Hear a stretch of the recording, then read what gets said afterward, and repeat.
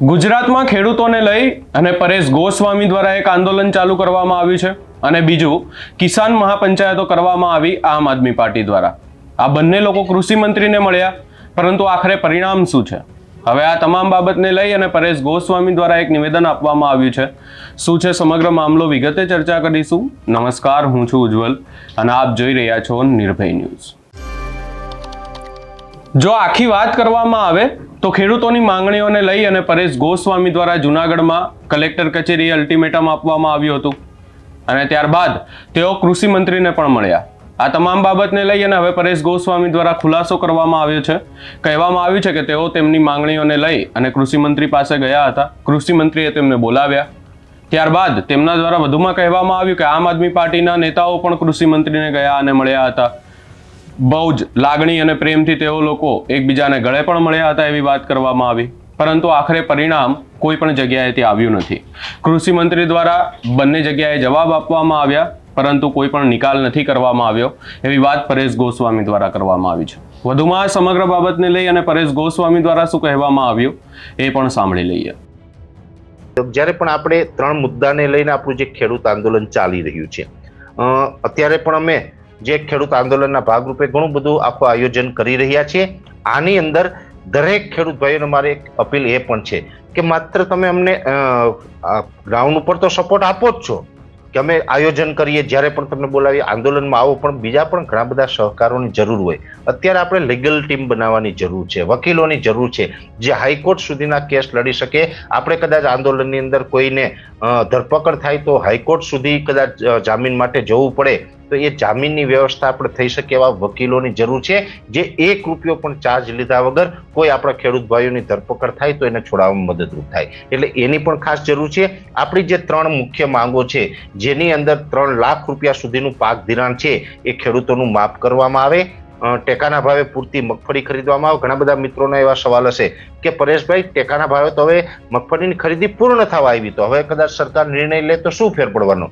ત્યારે આપણે જણાવી દો કે આપણે એમાં એવી માંગ કરેલી છે કે જે લોકોએ ઓલરેડી ટેકાના ભાવે વેચાણ કરી દીધું છે એ ખેડૂતને પણ સરકાર નિર્ણય તાત્કાલિક કરે, અને વેચાણ થઈ ગયું હોય તો જે 125 મણનું વેચાણ થયું હોય તો હજુ પણ એ ખેડૂતને 75 મણ તો આપવાનો હક થાય. તો એ 75 મણ છે એ મગફળી સરકાર ન લે તો ચાલશે, પણ એ 75 મણનો જે ભાવ ડિફરન્સ છે, એટલે કે યાર્ડના ભાવ અને ટેકાના ભાવ, આ બંનેનો જે ડિફરન્સ છે એ જે 400, 450 કે ₹500 ડિફરન્સ હોય તો પ્રતિ મણ ₹500 દાખલા તરીકે ડિફરન્સ ગણવામાં આવે તો 75 મણના એ પ્રમાણે સરકાર છે એ ખેડૂતને પૈસા આપી શકે, તો પણ 200 મણના ક્રાઇટેરિયામાં ખેડૂતને ફાયદો થાય. એટલે ટેકાના ભાવે મગફળી છે ખરીદી લેવામાં આવે. ત્રીજો મુદ્દો આપણો એ છે કે વર્ષ 2019નો પાક વીમો જે મંજૂર થયેલો છે, જે ખેડૂતોને મળ્યો નથી, એ તાત્કાલિક ધોરણે દરેક ખેડૂતના ખાતામાં સરકાર જમા કરે. આ ત્રણ મુખ્ય માગણીને લઈને આપણું આંદોલન ચાલી રહ્યું છે. આમ તો અમે અનેક વખત કહી ચૂક્યા છીએ કે જેવી રીતે આપણે જુનાગઢ કલેક્ટર કચેરી ખાતે અલ્ટિમેટમ આપ્યું હતું, એ અલ્ટિમેટમ પણ આપણું ક્યાંય ને ક્યાંય સરકાર સુધી પહોંચી ગયું છે. એ પછી કૃષિ મંત્રી, અમારે ગાંધીનગર જવાનું જે પ્લાનિંગ હતું ત્યારે કૃષિ મંત્રીએ અમને સામેથી બોલાવ્યા કે તમે આવો, અમારે તમારી વાત સાંભળવી છે. એટલે અમે કૃષિ મંત્રીએ એને આમંત્રણ આપ્યું, પછી ત્યાં પણ મળવા ગયા. આમ તો કૃષિ મંત્રીને મળવા જવું એટલે યોગ્ય સ્થાન કહેવાય. યોગ્ય સ્થાન એટલા માટે કહેવાય કેમ કે આપણી જે માંગ છે એ ગુજરાતના ખેડૂત વતી માંગ છે. ગુજરાતના ખેડૂતનો પ્રશ્ન કોણ સોલ્વ કરી શકે? તો કે ગુજરાતના કૃષિ મંત્રી. એટલે ગુજરાતના કૃષિ મંત્રી પાસે જ જવાનું હોય. આપણે શિક્ષણ મંત્રી પાસે જઈએ કે કોઈ રાજસ્થાનના કૃષિ મંત્રી પાસે જઈએ તો એનાથી આપણો પ્રશ્ન સોલ્વ ન થાય. આપણે ગુજરાતના કૃષિ મંત્રી પાસે જઈએ તો જ આપણો પ્રશ્ન સોલ્વ થાય. આમ જોવા જઈએ તો હમણાં આમ આદમી પાર્ટીના ઘણા બધા નેતાઓ છે એ કૃષિ મંત્રીને મળ્યા, મુખ્યમંત્રીને મળ્યા, એ પણ ગયા હતા. મને સારું લાગ્યું ભાઈ. અરે કોંગ્રેસ જાય તો એ પણ સારી વાત છે, બીજા કોઈ ઇન્ડિવિજ્યુઅલ વ્યક્તિ જાય તો પણ સારી વાત છે. મુખ્યમંત્રી હોય કે કૃષિ મંત્રી હોય, એને મળો અને એને વારંવાર બધા જો રજૂઆત કરીએ તો એની અંદર પ્રશ્ન સોલ્વ થઈ શકે. અત્યારે અમને ઘણા બધા ફોન આવે, પરેશભાઈ શું થયું? પણ તમને પણ હું આગ્રહ કરું છું કે આ હું પણ એક ખેડૂત છે, હું કોઈ રાજકીય પાર્ટીનો માણસ નથી, હું કોઈ નેતા નથી, મારી પાસે પ્રતિષ્ઠા નથી. હું તમારીને અન્ય ખેડૂતની જેમ જ એક સામાન્ય ખેડૂત છે. તો હું પણ મળવા જાઉં છું. હું કૃષિ મંત્રીને મળવા ગયો, હું એક નહીં, અમારી કિસાન સહકાર સમિતિના જે તમામ કન્વીનરો છે, અમારી સમિતિની અંદર કોઈ પ્રમુખ કે ઉપપ્રમુખ એવું કાંઈ નથી, બધા સરખા જ છે, બધા કન્વીનર છે. અમે બધા કન્વીનરો ગયા હતા. તો તમે પણ હું આગ્રહ કરું કે તમે પણ બધા જાઓ, એક એક વખત બધા કૃષિ મંત્રીને મળો, અને બધા જ જો આપણે આ રીતે વારંવાર મળશું ને એને પ્રેશર આપશું ને તો આપણા મુદ્દા સોલ્વ થઈ શકે છે. અમે તો મળવા ગયા, પણ મને તો દુઃખ એ થાય કે અમે મળવા ગયા છે, અમે 3 માગણી મૂકી, આજ દિવસ સુધી હજી 3માંથી એક માગણી પણ સંતોષાણી નથી. સરકારે અમારી માગણી પૂર્ણ નથી કરી. આમ આદમી પાર્ટીના પણ નેતાઓ ગયા, આમ આદમી પાર્ટીના અનેક નેતા ત્યાં ગયા અને ત્યાં જઈને કૃષિ મંત્રીને ગળે મળ્યા. ગળે મળીને પણ એટલા પ્રેમ ભાવથી એની લાગણીથી એની પોતાની જે વાત હતી મૂકી, તો એના પણ લગભગ એક પણ મુદ્દા સોલ્વ નથી થયા. તો આ મુદ્દા ક્યારે સોલ્વ થશે? આ ખૂબ મોટો પ્રશ્ન છે.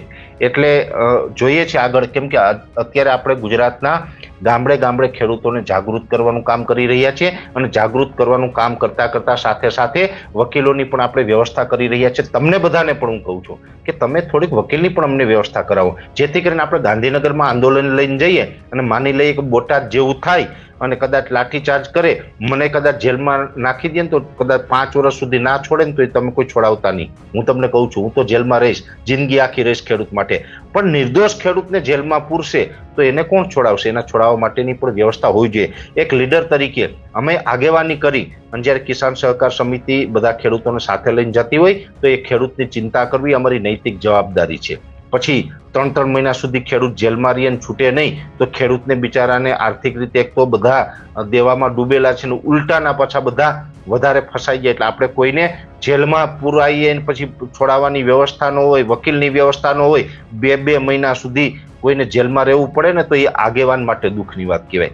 એટલે હું કોઈ મારા ખેડૂતને એવી રીતે મારી વ્યવસ્થા ન હોય ને સીધા એમના આંદોલનમાં નાખી દઉં, એવું તો કાંઈ આપણે કરવાનું નથી. આપણે કાયદાકીય લડત લડવાની છે, બિનરાજકીય લડવાની છે અને ગાંધી ચિંધ્યા માર્ગે લડવાની છે, જેથી કરીને આપણા ખેડૂતો ક્યાંય ફસાય નહીં. અને છતાં પણ એ કરતા કરતા સાથે આપણે વકીલોની વ્યવસ્થા રાખવાની છે. અને આ બધા જ કામ છે એ હું કે મારી સમિતિના જે તમામ કન્વીનરો, અમારી સમિતિના તમામ કન્વીનરો છે, એ અમે એકલા હાથે ન કરી શકીએ. અમે બધા કન્વીનર 10, 12 કે 15 જણાના કન્વીનર છે. તો અમારે આ કોઈ 15 જણાથી આ લડાઈ નહીં લડાય. આમાં તમારા બધાના સાથ સહકારની જરૂર પડશે. જેવા તમે સામાન્ય ખેડૂત છે એવા જ અમે સામાન્ય ખેડૂત. અમારી જે કિસાન સહકાર સમિતિની અંદર જેટલા પણ કન્વીનર છે બધા જ સામાન્ય કન્વીનર છે. એટલે તમે ક્યાંય એવું નહીં વિચારતા કે આ તો મોટા છે ને આનાથી થઈ જાય ને અમારાથી નહીં થાય. અમે તમારા જેવા જ છે. એટલે તમે સાથ સહકાર આપો તો આની અંદર કંઈક આપણે આગળ વધી શકીએ. અને એક પાકું છે કે જ્યાં સુધી આ 3 મુદ્દા સોલ્વ ન થાય ત્યાં સુધી આપણે સરકાર. અહીંયા વધુમાં વાત કરવામાં આવી છે, અનેક લોકો દ્વારા એવું કહેવામાં આવ્યું કે પરેશ ગોસ્વામી ક્યાંક ને ક્યાંક રાજનીતિ કરી રહ્યા છે. આ તમામ બાબતો પણ વચ્ચે સામે આવી હતી, પરંતુ આ તમામ બાબતને લઈ અને પરેશ ગોસ્વામી દ્વારા સ્પષ્ટ કહેવામાં આવ્યું છે કે આ એકદમ બિનરાજકીય વિરોધ છે. હવે આગામી સમયમાં શું થશે એની પણ વાત કરવામાં આવી અને કહેવામાં આવ્યું કે આગામી સમયમાં લડાઈ લડવામાં આવશે. એના માટે અનેક વકીલોની પણ જરૂરત પડશે. અહીંયા બોટાદ કરદાકાંડને ફરી યાદ કરતા પરેશ ગોસ્વામી દ્વારા કહેવામાં આવ્યું કે બોટાદ જેવું પણ થઈ શકે છે, ક્યાંક ને ક્યાંક લાઠીચાર્જ પણ થાય. પરેશ ગોસ્વામી દ્વારા એવું પણ કહેવામાં આવ્યું કે એમને જેલમાં પણ જવું પડે. એટલે હવે આ તમામ મામલે ક્યાંક ને ક્યાંક કોઈ નિર્ણય આવી શકે છે એવું લાગી રહ્યું છે. આ સમગ્ર બાબતે આપનો શું અભિપ્રાય છે એ અમને કમેન્ટ કરી જરૂર જણાવશો. અમારી ચેનલ નિર્ભય ન્યૂઝને લાઇક, શેર, સબસ્ક્રાઇબ કરવાનું ભૂલશો નહીં.